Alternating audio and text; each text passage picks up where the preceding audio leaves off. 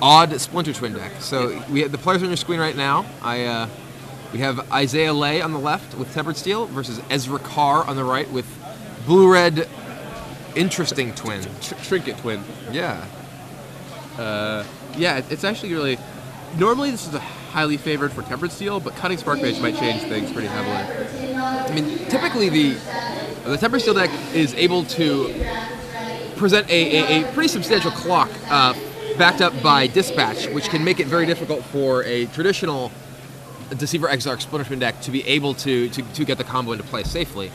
This is a very different matchup. In this matchup, Ezra actually has a number of powerful options that can really slow down his Tempered Steel opponent. He even has Inferno Titan in his deck. Very noticeably is Isaiah Lay is actually not very well prepared for this matchup. Most Splinter Twin decks, most Tempered Steel decks have 4 Dispatch, which he has, but he only has 1 Spellskite, which is a card that... He's a second in his sideboard. But most of them have 4 main decks. He also does have Dismember in his sideboard, which will be particularly important at dealing with both the combo and with those Cunning Spark. Well, it's true, but a lot of the decks have Dismember in their main deck these days. Mm-hmm. So, I mean, he's really, he moves Dismember to the sideboard, moved a lot of the Spellskites out of the deck, which weakens him in this matchup. We'll see if it comes back to haunt him. He's set up very aggressively. I was actually, when I was looking at Ezra's deck to begin with, I was like, how in the world is he fitting all of these cards? And I looked over to the right-hand column, and he only has 23 land in his deck, which seems a little light when you're playing a deck that has Inferno Titan. It's true. Now, a lot of the Splinter Twin decks only have 23 or 24 lands. I mean, he doesn't have Ponder either, which is a big one. He only has 4 preordained. And he's leaning on some more expensive stuff to get his action going. Like, he doesn't have Shrine of Piercing Vision. Right. He doesn't have a lot of those things that can smooth out your draws when you need it. So right, yeah, it's very different. From what it looks like over here, it looks like Ezra is actually mulliganing, and I think this actually may be his second mulligan. Yeah, he's going down to 5 cards. So that land light build may be already haunting him here. Yeah, and it's interesting when you look at these blue-red decks, because unlike a lot of the other decks, they do have Holomar depths, but they don't have man lands to rely on, they don't have Inkmoth Nexuses that they need, and it seems like people just aren't, sometimes I wonder if there's not playing enough lands in their Splinter Twin decks. 4 Tectonic Edges. Yeah, and 4 Tectonic Edges, and your mana is so crucial in this deck. I don't know, it seems like... when it just shows you how much of an impact those Worldwake man lands have on the format. People are playing, 27 land Cobblade decks with all these man lands. Once all these man lands go away, is the format just going to sink into a place where everyone's playing, getting mana screwed all the time because they're not playing enough lands? But we're off to the races. Isaiah Lay cracks Misty Rainforest. Or sorry, Marsh Flats, not Misty Rainforest. Is that a Mirage basic planes? I think it's Mirage. I believe so, yeah. It looks like there's a giraffe on it. That's a telltale sign of the Mirage block. Telltale sign, exactly. Mirage, where the giraffes are. Giraffes and river boas and fire blasts and impulses. And apparently Memnites, which returns he's returned with Glinthawk Idol, then plays the Memnite once again. Not a bad start. Turn 1 3 power. It's like to make your own Wild Mikado. It's kind of like a Wild Mikado. And the correct island from Ezra Carr. So far, correct islands have been undefeated. Yeah, under camera. It's true. It's true. The correct island is Dismember takes out the Glinthawk. All right. Not too shabby. So that'll make Ezra drop down to 15. 4 from the Dismember, 1 from the Memnite hit.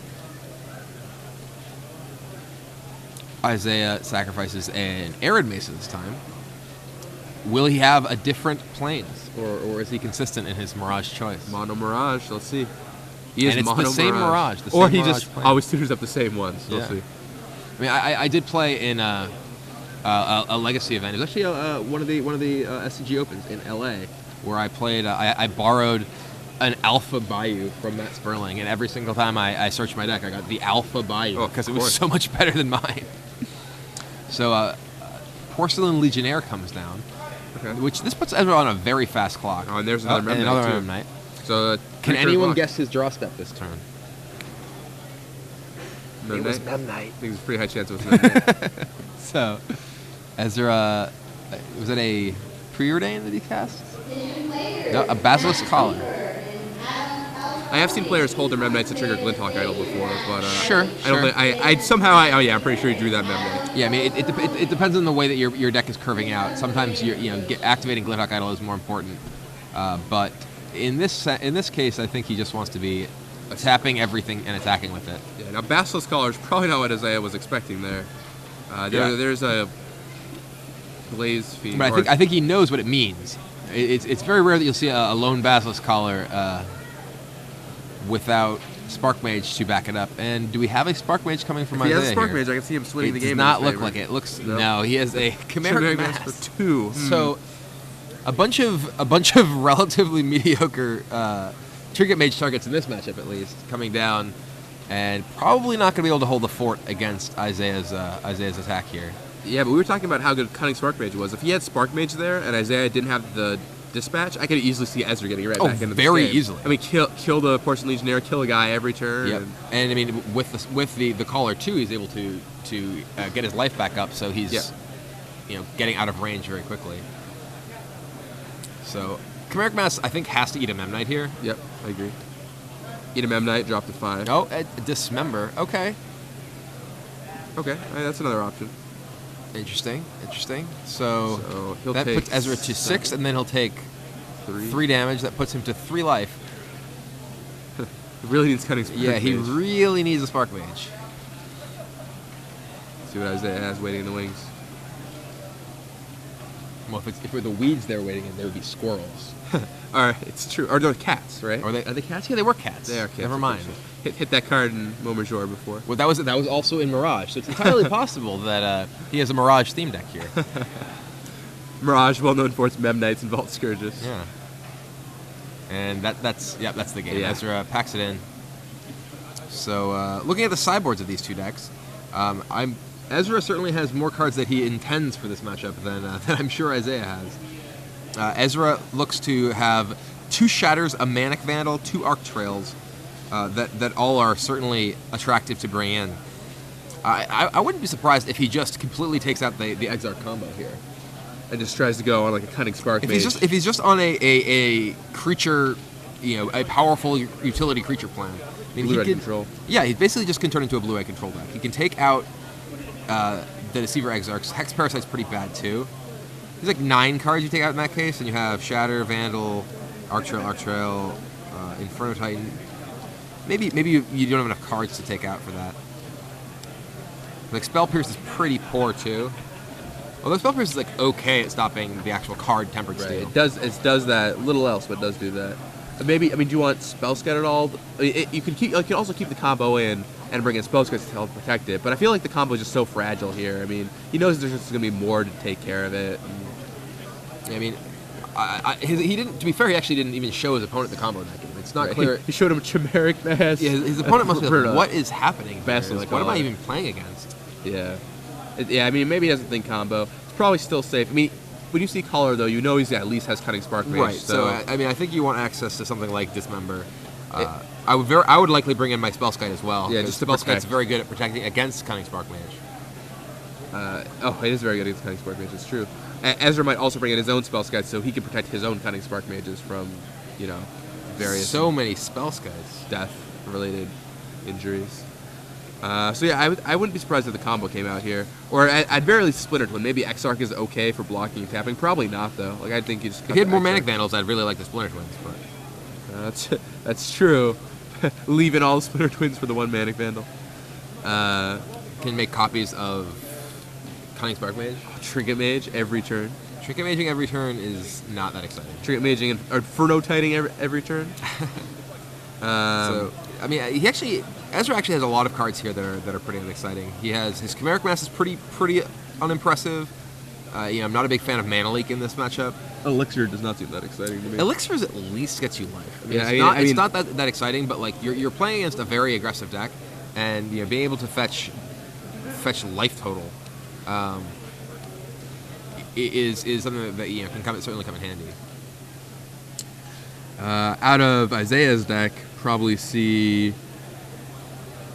Maybe he'll bring in. So he has a Divine Offering and Revoke Existence. It's possible we'll see some of those after seeing only artifacts from Ezra in the first game. It's very possible he thinks Ezra might be some kind of Grixis like Tezzeret deck or something weird like that has a lot of artifacts.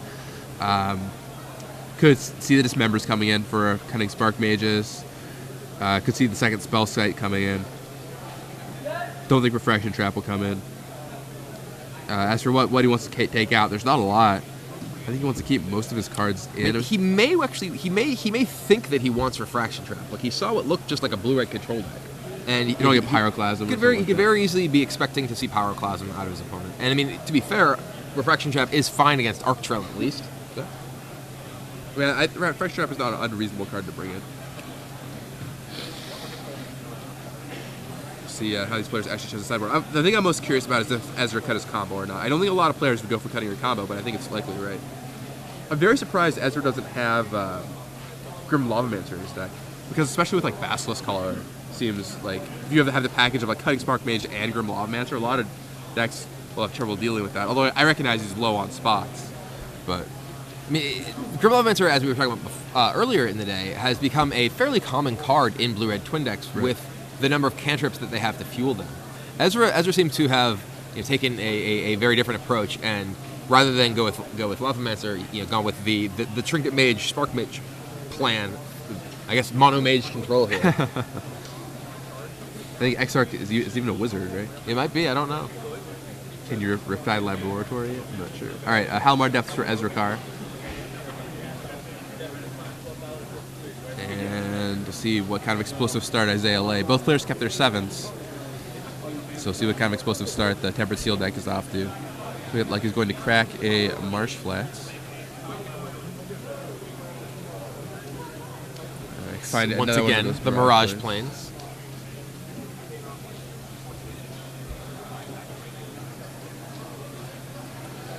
And last game, Isaiah set up a pretty quick presence that was able to deal a lot of damage. Something that Tempered Steel does very well. Yes. With the number of 1 and 0 cost creatures in the deck, it can definitely get down to business very quickly. Yep.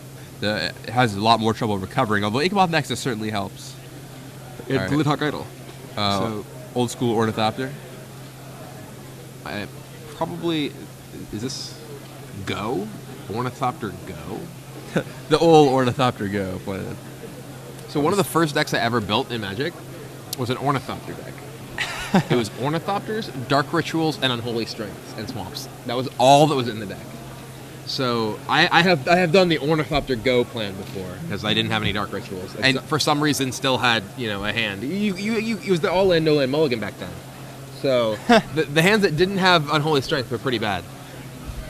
So you know all about the Ornithopter Go strategy. You know about how viable Ornithopter Go generally doesn't win, but we will see how it does in this game. So this is a Steel Overseer. So Steel Overseer makes Ornithopter Go much more palatable. It's kind of like an Unholy Strength, except it takes 2 turns to get online. He also played Ichabod Nexus, which is certainly noteworthy. And another Ornithopter. Double Ornithopter Go. So, and they're actually Antiquities Ornithopters. These are exactly the type of Ornithopters that I had way back when. So, Isaiah saying Pyroclasm me. Ezra saying I don't have it in my deck. So, I don't think either saying these things, but... Is that a Tectonic Edge? It is a Tectonic Edge. Keep that Ichabod Nexus down. This is actually something that I noticed when I was looking at Ezra's list, and when I was trying to figure out how he fit everything. He doesn't have very many red sources. He has five mountains, 4 Scalding Tarns, and 2 11. That's not. He has access to 11 total. He's actually only 5 actual red sources in his deck. It seems like it's very difficult to actually ever cast Splinter Twin. Yeah, I mean Splinter Twin is RR. Plus, he is like most decks have like Lavamancer and Twin. He's got way more red sources, or way more and more Tempered red Steel. Tempered Steel. That's bad news. Oh, and Ezra does not have a counter. Crashes so in for 4. His deck is very poorly set up to actually beat an active Tempered Steel. He cannot remove it from play. All right, Trinket Mage time. Trinket Mage does. This is actually Isaiah actually just cast 2 Unholy Strengths in his turn, 1 for each Ornithopter. That's really unfair. Welcome to power creep. I know. Seriously, it took me 2 cards to do that way back when. And they even get +2/+2. I know. It's even bigger than Unholy Strength. Pyroclasm, which was a card back then, I guess. It was an Ice Age. I don't even think Ice Age was out yet when I had my Ornithopter deck. Looks like Ezra plays his third Hallmark Depths. He's the same cards on top. So Ezra has a lot of blue mana and a Trinket Mage. What did he get with Trinket Mage? Did you happen to notice? I did not notice. I was too busy talking about Unholy Strike. It seemed like he almost just didn't search, but I'm sure he did. Unless he really wanted those cards on top, which I don't think he does. Well, no, he played Halberd Depths afterwards too. So I mean, maybe he got. Yeah, I think what he really needs here. He really just needs to get Spark Mage Collar online. Yeah. Like Spark Mage alone isn't enough anymore. All right, serves in for 4 and 2 poison, or 3 poison. Excuse me. Yeah, he got Collar. That's what I would presume. So if he has a Spark Mage on a red source, he could play the Spark Mage next turn, then Collar it the turn after. But that's still running a little behind schedule. And he still is facing, I mean, a Nexus, which is starting to be lethal in just a couple turns. Those Ornithopters are starting to be lethal very quickly. That Porcelain Legionnaire is also starting to be lethal. So he's getting a lot of threats over here. I think he should call the police and have Isaiah arrested for assault. Because there's a lot of threats. All right, shipping my very triumphantly shipping my Basilisk Collar. Boom, Collar on Trinket Mage, and it can't block anything. Collar not so exciting against that. Does not grant first strike. Does not grant flying. Does not grant +2/+2. Looks like we need a Sword of Vengeance next. That would be pretty sweet. Is that 3 to play, 3 to equip, or 2 to equip? I believe it's 3/3. 3/3. That's what I think also. I think there's even a dispatch hiding out in Isaiah's hand in case anything were to go wrong. Activate Nexus. Crunch in with the team.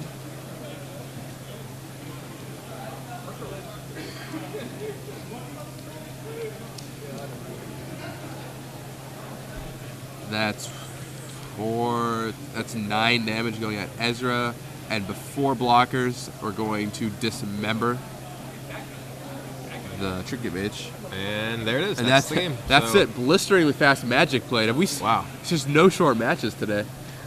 Actually, No long matches. No long matches it's opposite today. day, so Yeah. But good thing. Good save. Also, I'm